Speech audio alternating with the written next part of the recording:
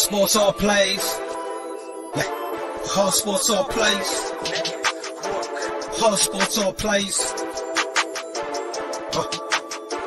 365, we making a plays. You talking the game, get you through the days. We're high in the court, the dime in the lane. Variety topics, living the same. All presentation, sports information. Hitting the airways, taking the nation. All sport, all plays, like working your faces. Grace up the field, so tie the laces. Hard sports all plays.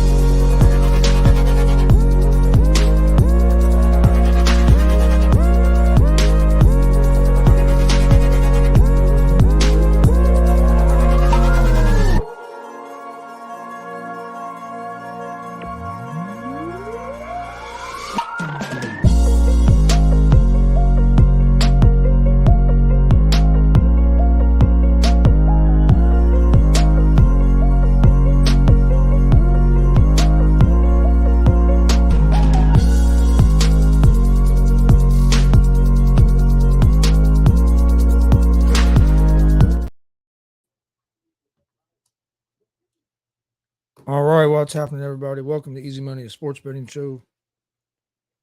Tuesday, December 12th, 2023. I'm Chris Gonzalez, joined by Tony Gonzalez. How's it going? Oh, going pretty good. All right. Well, we didn't have a show yesterday because somebody was asleep. No, it wasn't me asleep. It wasn't me. Somebody was asleep, but it wasn't me. Hey, go ahead.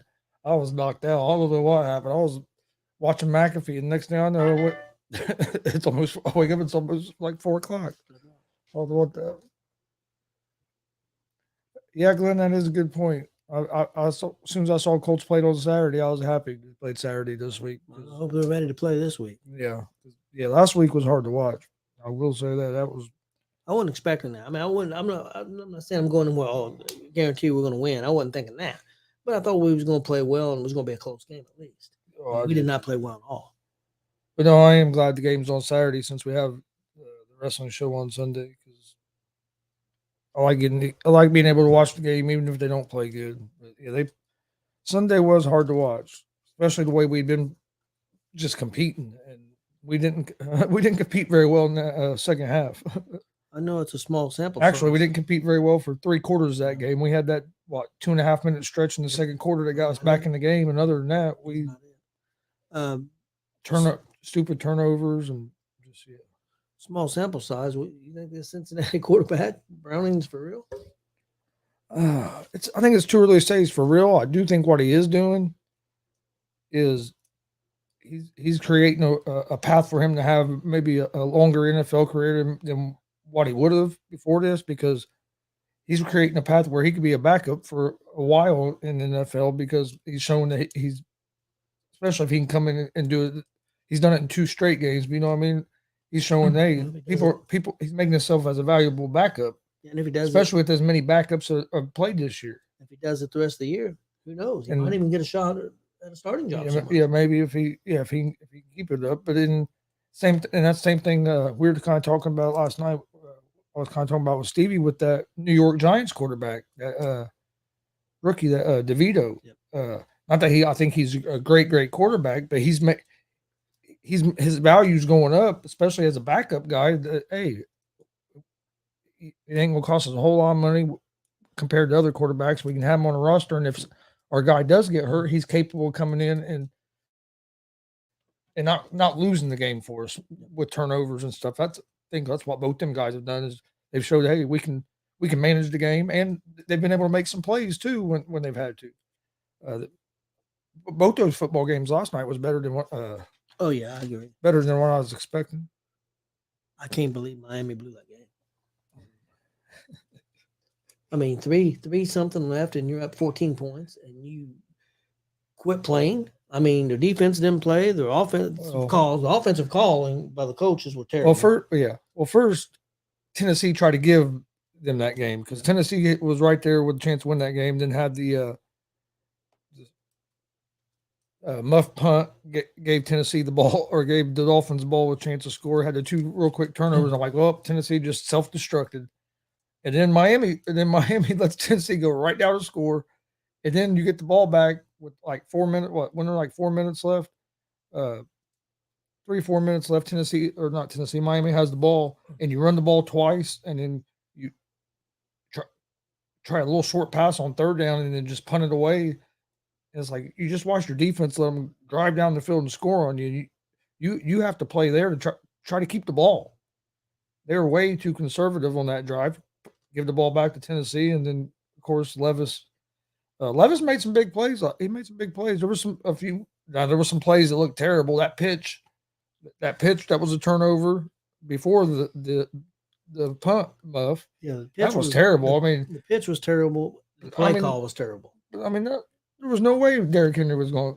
Why are we even calling that though? Yeah, but it was terrible pitch. You should be able to pitch it to your running back. I know, but I just didn't like the play call either. But I agree, it was a terrible pitch. And I thought the game was over when after them 2 plays where they turned the ball over real quick and Miami was able to take advantage of it. But Miami didn't look good, and that's the thing. Everybody's Miami's the best, one of the best teams in the AFC. If you look at the record, they haven't beat good teams. Same way. And I'm not saying, and Tennessee's not a good team, but I'm saying they haven't beat good teams. They've blown out a lot of bad teams and have played better there in Miami. But a lot of it goes back. Everybody wanted to talk about how Tua was MVP, how great Tua has been. I've never seen it. That's like even coming out of college. I thought he was a little overrated coming out of college when everybody had him as number 1, number 2 pick. And I think you kind of saw that last night. Tyreek Hill was hurt, and that offense looked totally different. They couldn't run the ball. They couldn't get. It was just, I don't know. Offense did not look good at all. No, yeah, they didn't look good at all. Do you think Buffalo's going to have a resurgence? I think Buffalo has a good chance. Especially if you look at their schedule, compare their schedule to finish out the season. And, if they win, they got Dallas, but then after that, their schedule isn't too bad, really. Miami's got a pretty tough schedule. Miami has a pretty tough schedule. Yeah, they have the Jets this week, but then after that, they have pretty tough. Buffalo's got to figure out something with Diggs. They're not getting the ball to Diggs, and I don't know what's going on with that. Well, Diggs is a good player, but I've always thought he was a little overrated as well. And not talent wise. When I say a little overrated, I'm talking about as like a complete player, as a locker room guy. It seems like he can get real emotional quick and change the vibes of your locker room and stuff. He done that in Minnesota, and I think some of that's been that's been some of the Bills' problem this year. Before the season even started, he wasn't coming in, and they were having this, and Josh Allen and the coach had to basically get on TV and kind of pander and beg the guy and stuff. It was just I think he helps cause some of the rifts that it seems like they have. But no, they're playing well. Josh Allen's been playing pretty good. I think Joe Brady, the offensive coordinator, even though when they fired the other offensive coordinator, it didn't make a lot of sense because they lost because they didn't lose because of offense that game. No. But with the offensive coordinator, they seem like Allen's is getting more back in a rhythm. If that defense can keep playing like they've been playing the last 2 or 3 weeks, they're going to be a team that could maybe sneak in the playoffs. And if they sneak in the playoffs, they're a team you don't want to see. Because when they play up to their level, they could beat anybody in the AFC. Yeah, I think they're capable of beating anybody if they play well. I think they can. Damien has a question about Mike Tomlin. Should he be fired? I don't think so. I don't think time. I don't think Pittsburgh's a super talented team. Not saying they're a terrible team, but I think they still got holes on that team. And Tomlin usually still finds a way to have winning records. I know that's not playoff wins or necessarily Super Bowl win, but I don't think you look at that right now. What do you think, Chris? Yeah, I don't think he'll be fired yet. Defense has been playing. Defense has been kind of up and down this year a little bit, but they're still pretty good. I mean, even with with the offense that can't get over 300 yards hardly at all, they have a winning record. I think. Well, yeah, they still have a winning record, don't they? By one. Yep. So I mean, I don't think he gets fired. Yeah, I think I think he'll have a couple more seasons, and if they don't at least make the playoffs and start trying to make a little bit of a run, I think their biggest problem is they got to find they got to figure the quarterback position out.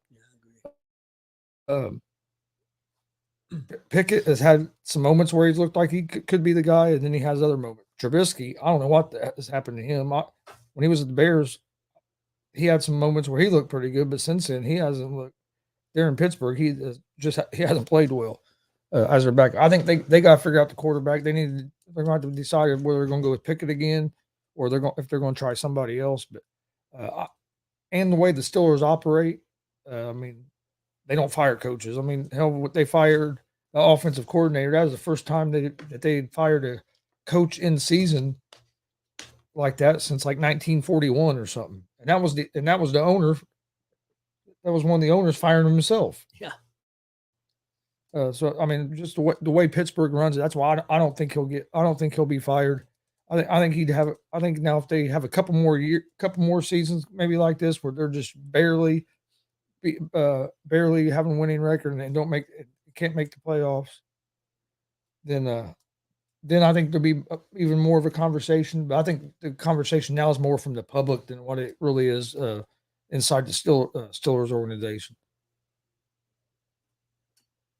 Hey, didn't you guys make the playoffs one year with Trubisky? So he didn't suck the whole time he was in Chicago. I'm not saying he was great, but a lot of people think that a lot of people on the outside that say he sucked in Chicago are people that were mad or were mad after the fact because nobody knew that Mahomes was going to be what he was. But a lot of them are mad because Bears could have had Mahomes and they took Trubisky instead. But Trubisky had a year or two there, a couple of years where he wasn't terrible, but he didn't play up to a level of being a top 10 pick. He should have never been a top 10 pick. No, I agree. He shouldn't have been a top 10 pick. It was a huge mistake. Yeah, it was a huge mistake. Real quick, you mentioned Mahomes. Name Mahomes or Crybaby? Which is it? I think the whole Kansas City Chiefs team is turning into crybabies. I'm so tired of hearing about that. And then you got media. Well, they shouldn't call that with a minute left. Yes, they should. If you guys bitch about referees, but if you start asking these referees to change their calls and make and change or to make a call or not make a call based on how much time is left in the game or the moment of the game, shit's going to get even worse. Yep. Shit's going to get even worse if you try to do that. Telling the referee, oh well, you can't make that call because there's only a minute left in the game. If a guy's offside, he's offside. I don't care if it's the first play of the game or the last play of the game. I mean, how long has these guys been lining up at the line of scrimmage? If Mahomes is mad at anybody, he should be mad at his wide receiver for lining up offsides. Way offsides. I do like that he came out and did apologize a little bit for the way he acted because the way he acted was ridiculous. Yep. Trying to blame it. It's one thing like the week before if he'd have been vocal like that, I wouldn't have had a big problem with it because that was definitely a pass interference that should have been called. Even though I think it was a makeup call because they didn't call or because they called a personal foul on the guy hitting him when he went out of bounds, but it should have been called. So if he was going to have an outburst, that was the time to do it. Not this time when you can clearly see the guy was offsides, and your argument is the ref shouldn't have called it because it didn't affect the play, and it is going to take a play that would have been going down in history out of the game. Well, that's the referees, for one, didn't know. They can't predict the future that was going to be a touchdown play. And for two, if you start having referees trying to call games like that, then the game's going to get a lot worse. Well, another thing is, officiating I wise. mean, I know that ended up being a touchdown, but the reason they lost that game was all the drops and mistakes by his receivers. That's why they're losing games. The receivers are not doing their job. They got the job done without Hill last year, but they're not doing it this year for whatever the reason. And I think that's causing Mahomes not to play quite as well too. Um, Kansas City right now is on a bad stretch, and they're not playing very good. And their defense has been pretty good most of the year and has struggled a little bit the last couple weeks. Well, but also their offense. I mean, their offense Yeah. last year averaged 29 points a game. Right now, I think they're averaging maybe 19 or 20. So you're asking them. I mean, No, I agree. Yeah. I'm just saying their oh yeah. defensive levels went down a little bit too, but yeah, their offense hasn't been the same. Well, but you would think if they only give up 20 points, they should have a chance to win. They lost 20. That's been the magic number for them this year. If they don't score 20, they're in trouble. Yeah, they've had some problems. That is for sure. How'd you end up doing on your picks over the weekend? I went 8-7. I did real good on did pretty well on my Friday and my Saturday picks. I was 7-3, and then I get into the freaking NFL and I fell apart. I only got one right out of my 5 picks. So I fell apart in the NFL. I was terrible. Over the weekend, let's see, I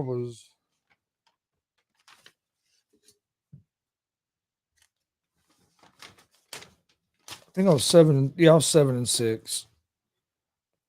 I was 3-3 on Friday. Or wait, no. Damien, I completely disagree with you. Juju did not have a great year last year. 1, 2, 3, 4. On Friday, I was 4-1. I did good on Friday, but then Saturday, I had the Army game right, but then I was 0-2 in the Pacer game.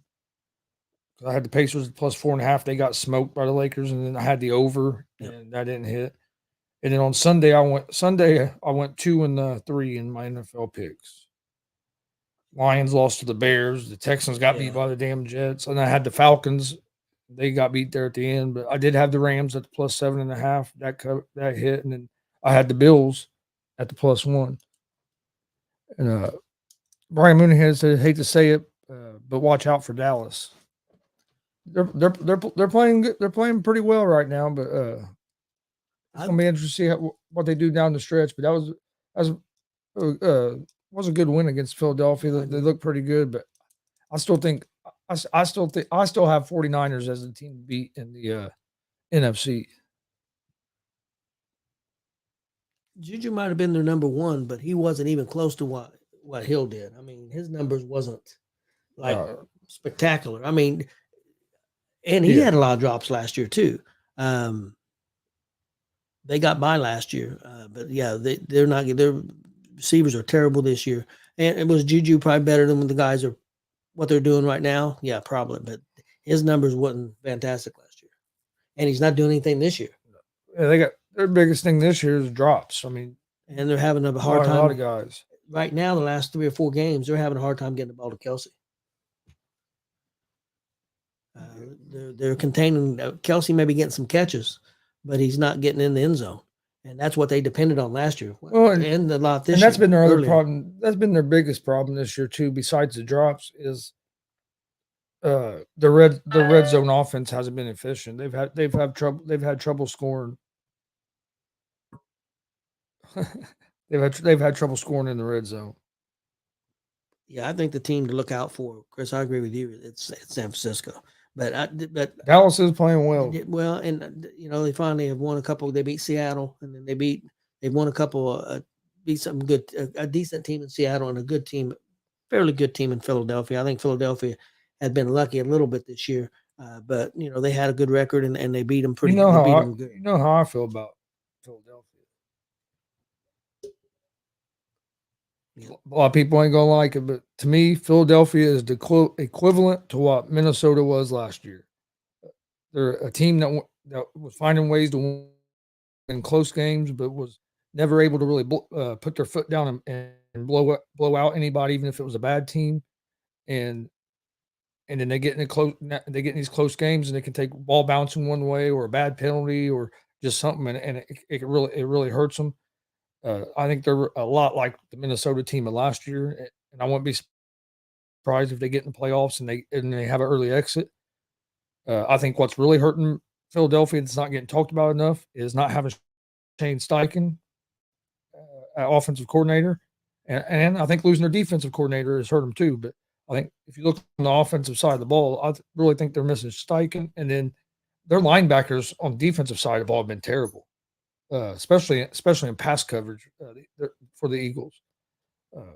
So yeah, Eagles are really going to have to turn it up and change some things. But I wouldn't be surprised if we see an early exit in the playoffs from the Eagles this year.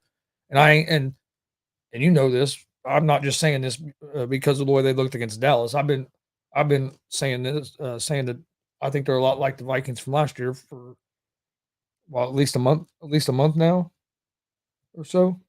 I've been saying about the Eagles. They haven't looked. Yeah. Well, we really, honestly, Chris, we wasn't super sold on them last year. We think San Francisco was the better team last year too, but then of course. But they're definitely not the same team this year as they were last year.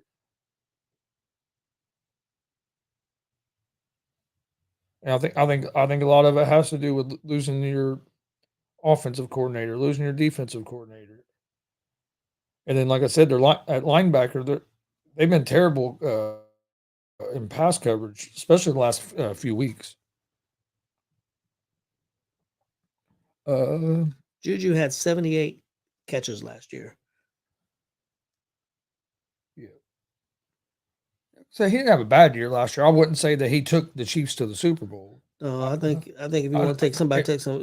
I think Patrick Mahomes and Kelsey would be the ones that took him. I would say that took him to the Super Bowl, but they're missing that.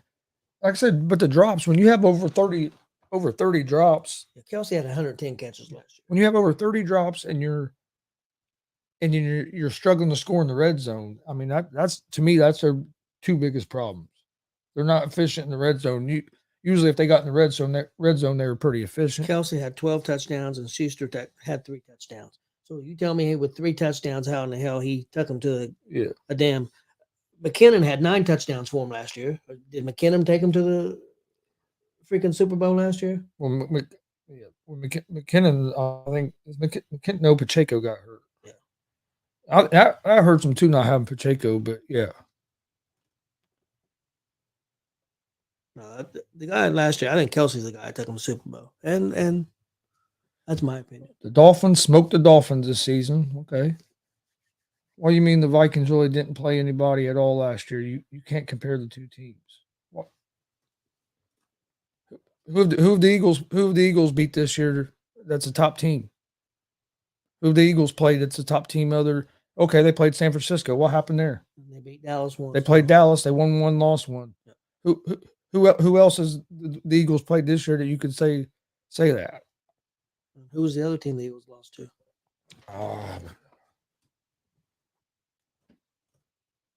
Yeah, I knew that you meant the Eagles smoked the Dolphins, but I just thought it was funny because it said Dolphins smoked the Dolphins. But yeah, and like I said, that's just my opinion. I think the Eagles are a lot like Minnesota last year. I wouldn't be surprised if we see an early exit with the Eagles this year. They're not the same team defensively or offensively. Right now. And Jalen Hurts is not playing at the same level he did last year. Nope. I'm not saying Jalen Hurts is terrible, but he's not playing at the same level he did last year. Hey, thanks, Brian. We appreciate it. Brian said really enjoyed the show. Keep up the good work.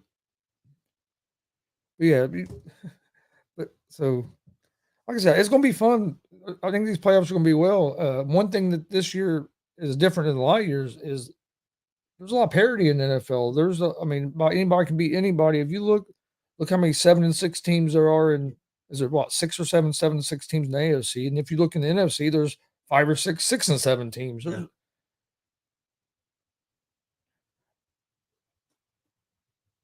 Who do you think the stronger conference is? That's what I'm saying, Damien. The is the Vikings might not have beat a top team last year, but the Philadelphia's not beating the top teams this year. That's Dallas is about it. I they've got that win and over Dallas. That's their biggest win. And people was questioning, And that was a close Dallas. game. People were questioning, was Dallas a top team until they beat Seattle? Because Dallas hadn't played nobody. Yeah, if Philadelphia would have beat Dallas again, people would have said that Dallas wasn't a top team. They hadn't because Dallas hadn't beat anybody with they beat one team with a winning record with Seattle, and that put Seattle at 500 when they beat them. Yeah. No, I think this last couple months of the season is going to be fun to watch. Yeah, I think so. Do. I agree. Really do. Glenn said, I don't have the Dolphins as a top team. He says they beat the Dolphins. That counts. But see, I don't see the Dolphins as a top team. Dolphins haven't beat no top teams either. Dolphins, with the rest of their schedule this year, they might fall into a wild card spot. They may not make the playoffs, Chris. Well, but I could see them not. I could see them not winning that division if it's possible. But Glenn had asked a question. He said, "Coach of the Year, Steichen." I think his name has to be up in that. I don't know if he'll get it, but I think his name should be up there.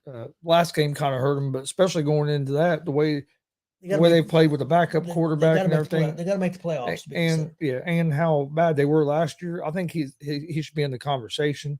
Not saying I think he'll win it, but I do think that his name should be in the conversation. I think he's done a heck of a job. I'm trying to think who really should be considered. I think D'Amico Ryans, but a lot of that depends on how does Houston finish the season out. But the way they've been, Cleveland Browns coach, if they can make the playoffs, the way with everything that's happening, a lot of guys with the injuries, that could make a difference. Yeah, it's hard to say. I think that's pretty wide open right now. No, I agree. I do too. All right, let's jump into.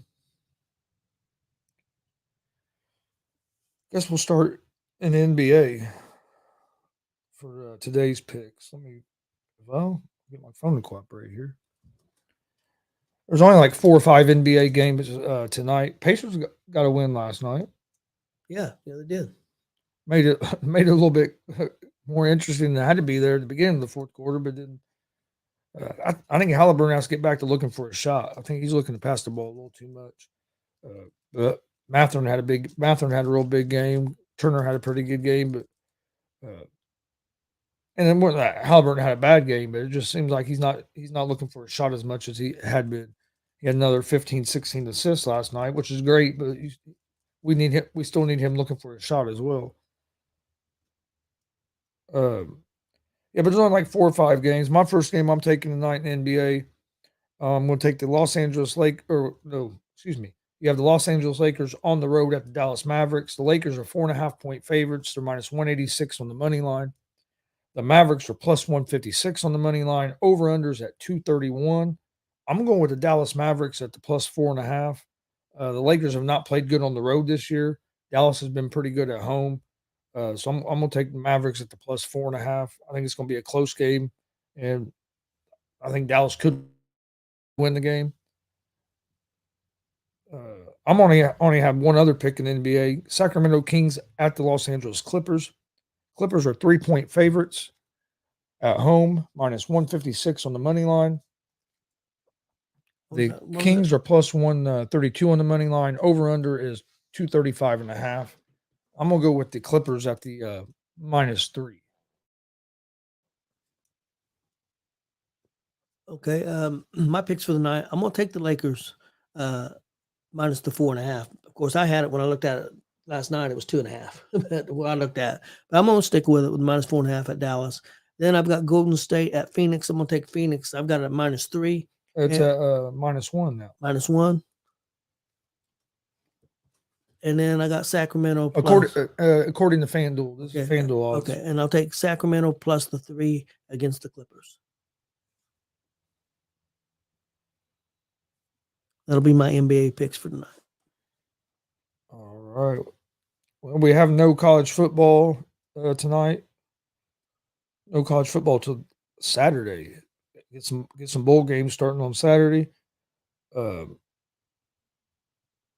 course, no NFL tonight either. So next up, we'll go with hockey. Pretty good slate, a pretty big slate of hockey games tonight. I ended up going with a few of them. I'm taking Rangers on the money line at home against the Maple Leafs. The Blues on the money line at home against the Red Wings. The Canucks on the money line at home against the Lightning. And the Panthers on the money line on the road against the Kraken. That's going to be my 4 picks for the NHL tonight. Okay, my NHL for tonight, I've got Arizona at Pittsburgh. I'll take Pittsburgh money line. I've got Philadelphia money line at Nashville, and I've got Calgary at Vegas. I'll take Vegas money line. That's my picks for the NHL.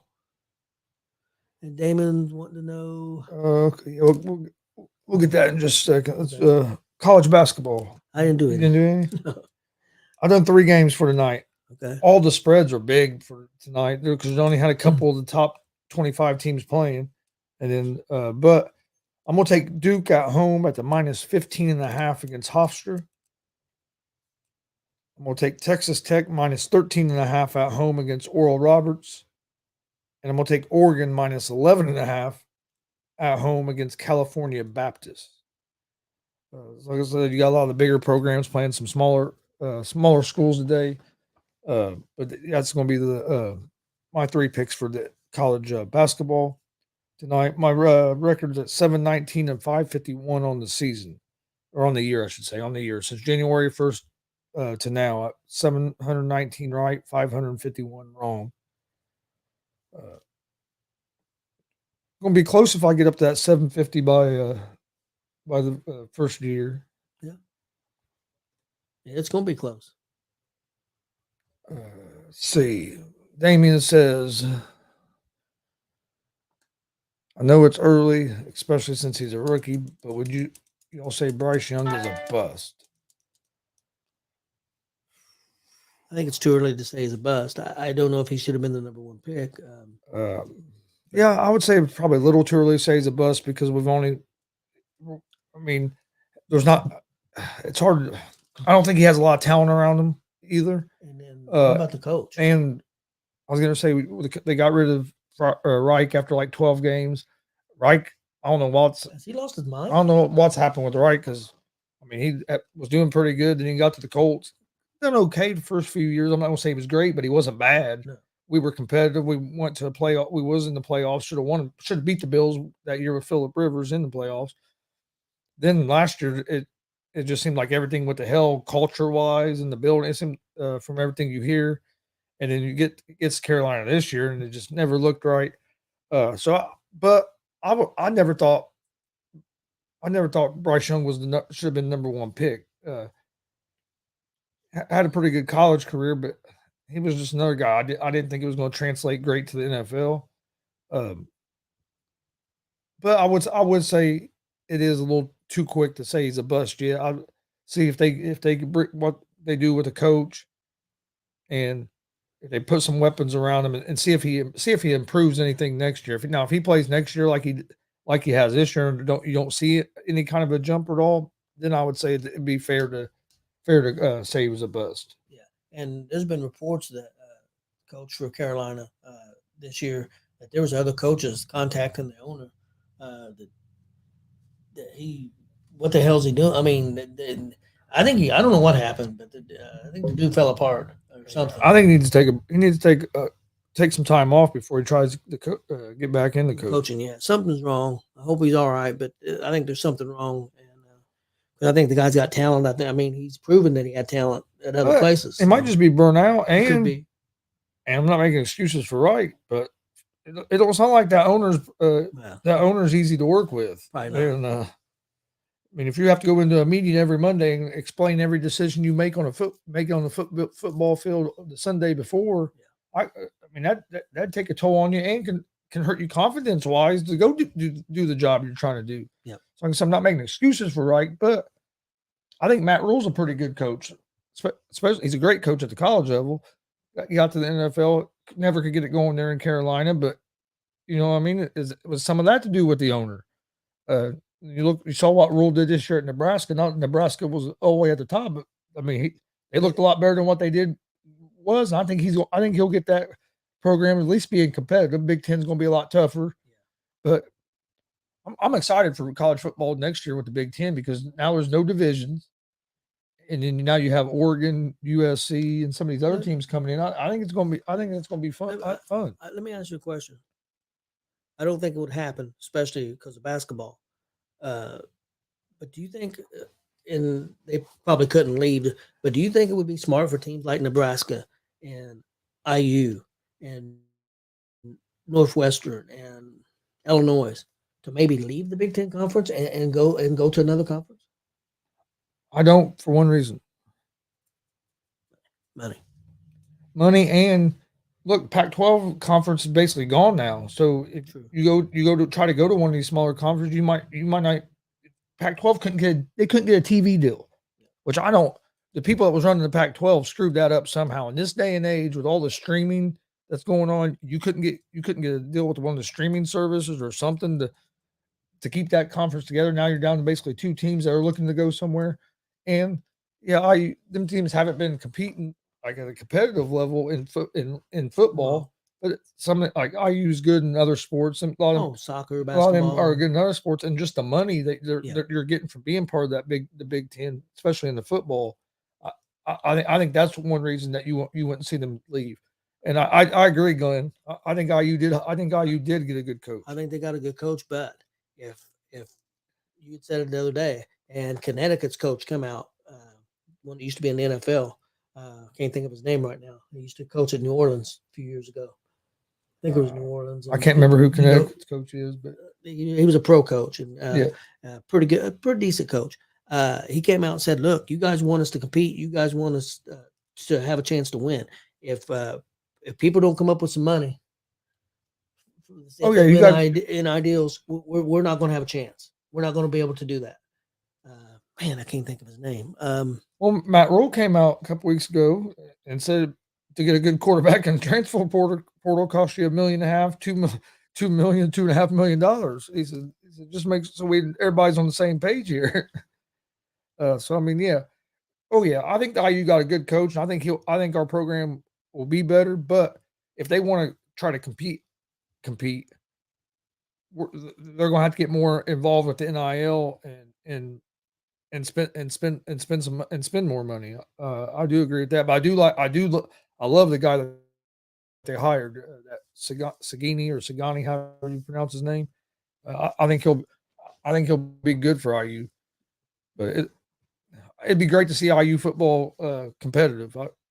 I'm a big IU fan. It'd be great to see them competitive. But I think college football with the new going to 12 teams is going to be interesting for next season. But just some of these conference changes with the Big Ten and Texas going to the SEC as well is going to be interesting. So, but with that being said, I'm ready for the college football playoffs here in a couple of weeks. I think them two semifinal games are going to be good, and I think national championship game could be real good. Yeah, I do too. The coach for Connecticut's Jim Moore. Okay. And he said at the press conference, he said, "We like we are right now, we cannot compete," and he's right. And same thing for people like IU and for one, they got to change some of the rules. And I'm not against players getting paid. No, that's not what I'm saying. But there has to be rules on this transfer portal where a player can't transfer every damn year. And there's got to be some rules on the NIL to protect some of these players.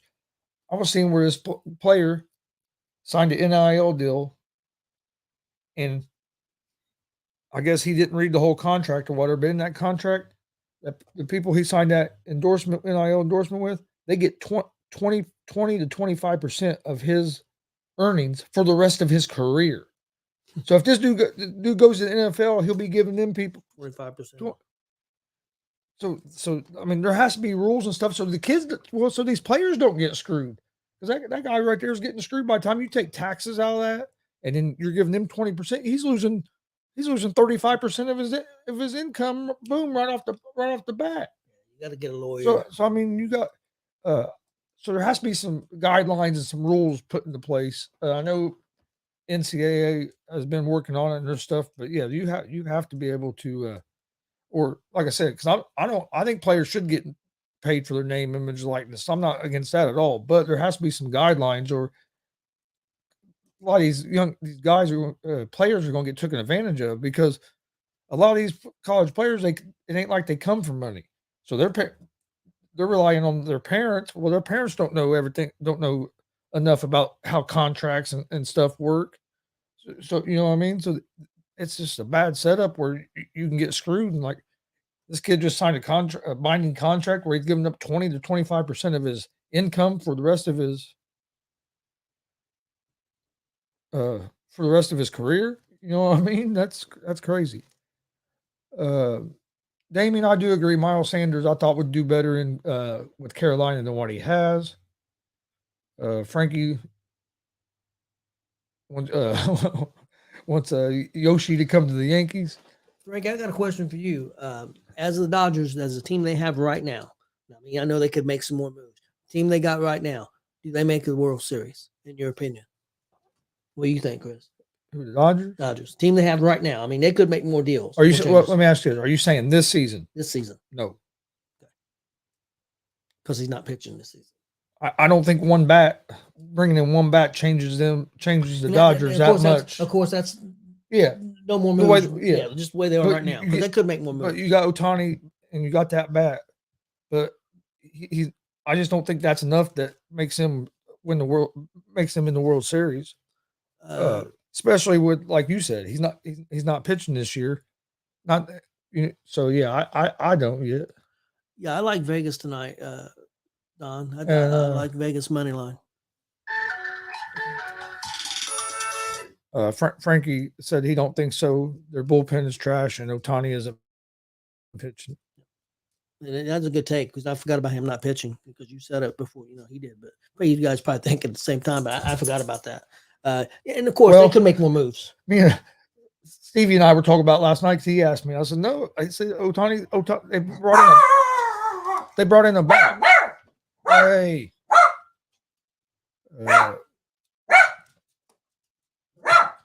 See. You said you like Vegas? I like Vegas tonight. Hey, how's it going, Don? Thanks for tuning in. My 4 picks. Well, I'll go over all the picks in a minute before we get out of here. But yeah, I agree. I just don't think I don't think just Ohtani is enough to get them to the World Series. Has Texas lost anybody yet? To my knowledge, I haven't heard anything. I mean, not that I've heard. But all right. What did you have anything else before we do get out of here? Nope. Okay. Real quick, let's see what Damien has to say here. Some of these student athletes don't care about school. They go to these schools for their family, themselves, in my opinion. Oh, yes. Yeah, some of them are there just to play football, whatever sport they are. You've had that before there was even NIL. But yeah, no, that's true. There is some that some go to college and they worry about education too, but some of them are there strictly to play whatever sport they're playing and hoping that they can go to the next level. They can make it pro. And with NIL now, you can make some money while you're in college, and some of these players can make more NIL than what they are in college. Well, with Marvin Harrison Jr. You're saying right now that I guess Ohio State's $20 million is trying to offer him 25 million to stay and play next year. That's hard to turn down. Well, if he was if he gets, say he's the number 2 pick, because chances are quarterback's going to go 1. His guaranteed, or his salary would be like 32 million, but he would get a fully guaranteed signing bonus of 25 million. So to me, it's going to take at least 25 million to get him to take a chance to stay another year in college. And that's as the number. If he stays in college and he don't get hurt, he might be the number 1 pick next year. Yeah, because I don't think the quarterback class is going to be near as good next year as it is this year. That's just my opinion. Frankie says, "How many homers Soto hit as a Yankee?"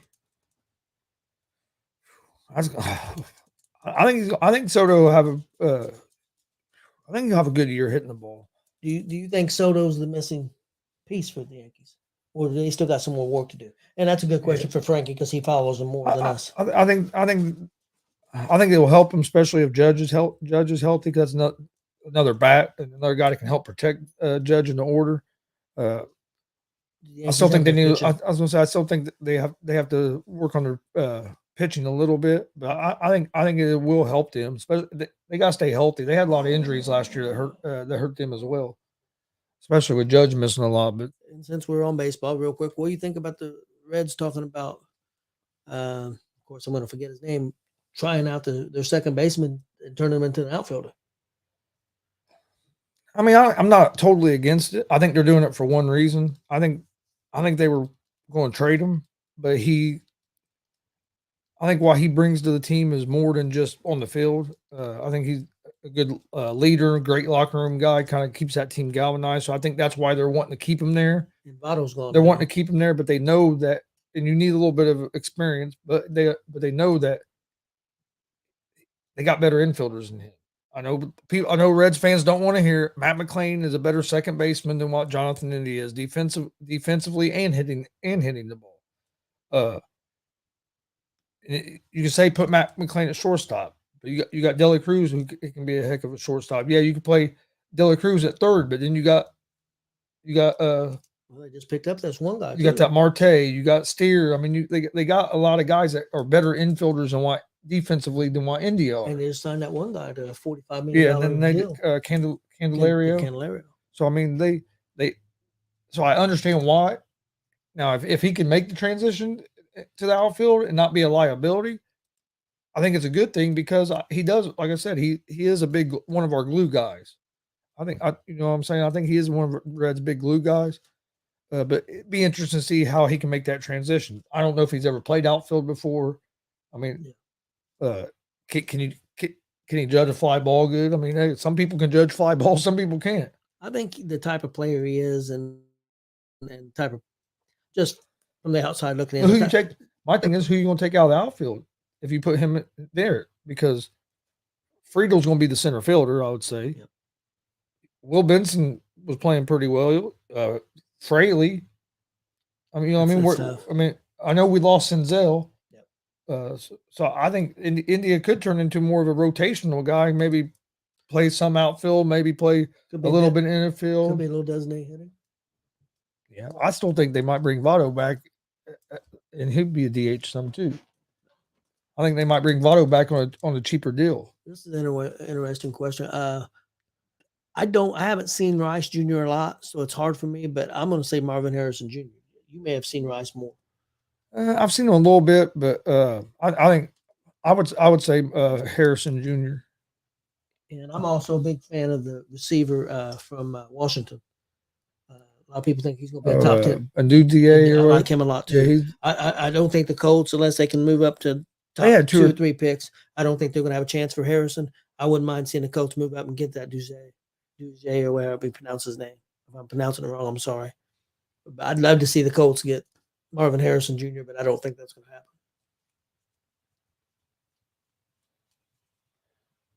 Yeah. I'd love the Colts get Marvin Harrison Jr. as well. I think there's something wrong with Nick. What do you think? Oh, yeah. I don't think he's on drugs. He just might be really stupid. I don't know. Dak, number 1, Mahomes 2, Lamar 3, Browning 4. The other dude's not even in the league. It's 5. Stafford 6. Hurts 7. Jacksonville quarterback is 8. Stroud 9. Purdy 10th. At least he got Purdy in top 10 now. Purdy should be in top 5. Yeah. How do you put a dude in there that's not even top, not even a college football player who's already shown? I don't know if mentally he's right. I wouldn't take him as if I was an owner or a GM of an NFL team. I had number 1 pick. I wouldn't take Caleb Williams at number 1. Who would you take if you're taking a quarterback? I think Oregon's quarterback might be more ready. I like Nick's, but tell you what, Daniels. That LSU quarterback looks pretty damn good too. And he played in a tough conference. I mean, too. It ain't like he didn't play against good teams. I'll let you answer this because I have not watched Raw. I have not watched Raw last night, so I have not seen this promo yet.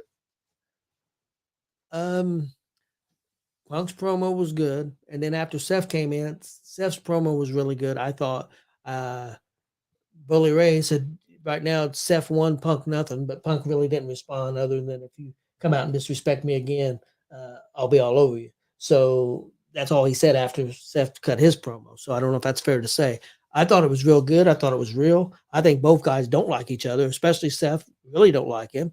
And I like the fact that they're going to do business. Even though you don't like him, you're going to do business. Unfortunately, AEW couldn't do that. Well, They had a lot of people that like Punk each other. said he wasn't there to make friends. He was there to make money, and that's what the business is supposed to be. I mean, if you make friends with people, that's great. You want everybody to get along, but it's businesses about wrestling business about making money. Oh, definitely. And WWE's doing really well right now. They said his sales, his merchandise sales is even better than what they thought they'd be, and I'm sure they thought they were going to be through the roof. So, yeah. All right, before we get out of here, I'll go over my picks real quick. Yep. Record on the season or on the year 7-19-551. NBA picks tonight. I'm taking the Dallas Mavericks plus 4.5 over the Lakers. Clippers -3 at home against the Kings. NHL tonight. Rangers on the money line at home against the Maple Leafs. Blues on the money line at home against the Red Wings. Canucks money line at home against the Lightning. And we'll take the Panthers on the road on the money line against the Kraken. College basketball tonight. Duke at home -15.5 against Hofstra. Texas Tech at home -13.5 against Oral Roberts. And Oregon at home -11.5 against California Baptist. That's going to be my picks for Tuesday, December 12th. Real quick, how many wins did you say you have? 7-19. You're trying to get to 750. So you got to have 31 wins. Then you got what, about 12? About 3 weeks. Then about 12. What days? What, 12? So you got 2.5 weeks. You should be able to make that. I mean, even if you can just average 2 wins a day, you should make that 750. I like to stay under 600 on the losses. That'd be nice. Good chance. A good chance. Okay, here's my picks real quick. For the NBA, I had the Lakers -4.5 at Dallas. I've got Golden State at Phoenix. I'll take Phoenix -1. I got Sacramento +3 at the Clippers. My NHL, I got Arizona at Pittsburgh. I'll take Pittsburgh money line. I got Philadelphia money line at Nashville, and I got Calgary at Vegas. I'll take Vegas money line. That's my picks for tonight. All right. We appreciate everybody watching today. Don't forget, tomorrow at 7 p.m. Eastern, we'll have a pro wrestling manager. Manager Andy has a podcast, Shooting with Shane, SWS. He'll be on tomorrow at 7. So join us for that. Facebook, YouTube, Twitch, all at Gonzo Sports Room. Also, if you missed Gonzo's Wrestling Room last night, you can still find it on Facebook and YouTube at Gonzo Sports Room. Go check it out. This Sunday we'll be at Warrior Pro Wrestling. So join us Sunday at 3 p.m. Eastern on YouTube and Twitch. It'll be a good show, I think. Yeah, should be a good show. I know you got Logan Myers with a rematch against Blake right after he lost last month. A little bit of controversy because Logan's foot was on the middle rope. Yep. Referee didn't see it. Blake pulled Logan's foot off the rope, so the referee couldn't see it right afterwards. So that should be a good match. I know they got some other good matches should be on there too. I'm not sure what all the matches are officially, yeah. But I know. I'm sure Jesse Winchester's going to be in action. He's been looking good. I know he may be getting his chance against him. Yeah, that could be happening. Zay Gates been on fire. He'll be in action. IK3, Jonathan Wolf will be in action. So I mean, should be a good, real good show. I think Santa Claus going to be there again. Yeah, Santa Claus going to be there again. So yeah, bring out the kids to see Santa Claus. So Santa Claus going to be there to mess with Hadley again. So. Probably mess with Marcus a little bit too. Oh yeah, probably. But we appreciate everybody joining us. Please hit that subscribe button on YouTube at Gonzo Sports Room. Like and follow Facebook, Twitch, Twitter, Instagram, all at Gonzo Sports Room. And we will see you guys tomorrow right around 3 o'clock with another episode of Easy Money, a sports betting show.